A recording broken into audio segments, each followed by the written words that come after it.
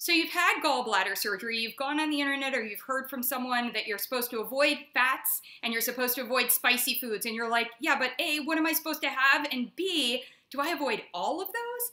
It can be confusing, and that's what one of my Better Nutrition members said to me, and she is the reason I'm doing this video. So here's the do's and the don'ts. So do limit your fat intake, but make it better quality fat. So we're talking about 3 grams of fat per nutrition pit stop. So you should do totally fine, separating those out about every 3 hours. Choose plant fats and try to keep it to around 3 grams of fat.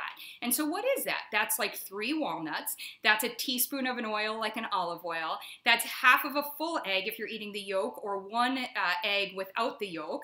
That's also going to be about 3 ounces of wild salmon if it's canned, right? It's also going to be about 1 tablespoon of hemp seed. So you've got lots of different options. You can still have delicious nutrient-dense foods. And you should be having delicious nutrient-dense foods, and that leads me to the next area, which are fiber-rich foods. We want to get the fiber in, but we don't want to have too much fiber at one time.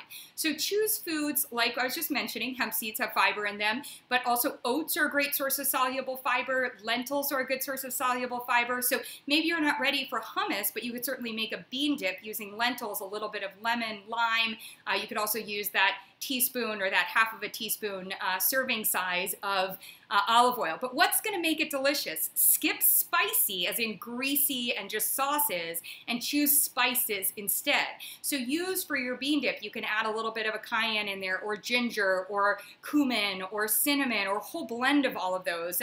We've got great recipes over at the Better Nutrition, over on the website under Better Recipes.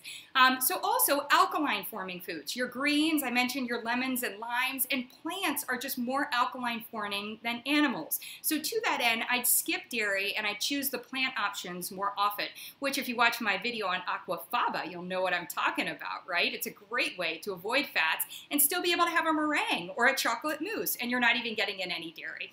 All right, so great options there. Final thing, supplements. So from a supplement standpoint, you will want to choose a quality digestive enzyme. I've got recommendations for you over on my full script, which you can access through my website Partners and Offers page, and also, of course, you can join me for the Better Nutrition membership, and I can do your supplement evaluation. Might be a good time if you've just had surgery. And then also, you want to get in a quality probiotic looking for a bifidobacteria. I love magnesium, but if you're having loose stools, and that is very common after surgery, we don't want to start the magnesium there. But what we do want to start is making sure that you're on a quality probiotic with that bifidobacteria.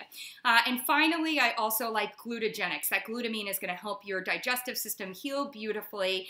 And my whole goal is to help you get back to your better health powered by Better Nutrition. So if you like what you're hearing here, and if you know anyone who had gallbladder surgery, please share it with them. If you have questions, please share them with me, or share them with the Better Nutrition team over at ashleykoffapprove.com, or join us Facebook Live on Monday nights at 8 p.m. And if you love this video, give me a thumbs up and then maybe even subscribe. I'd love to see you here more often.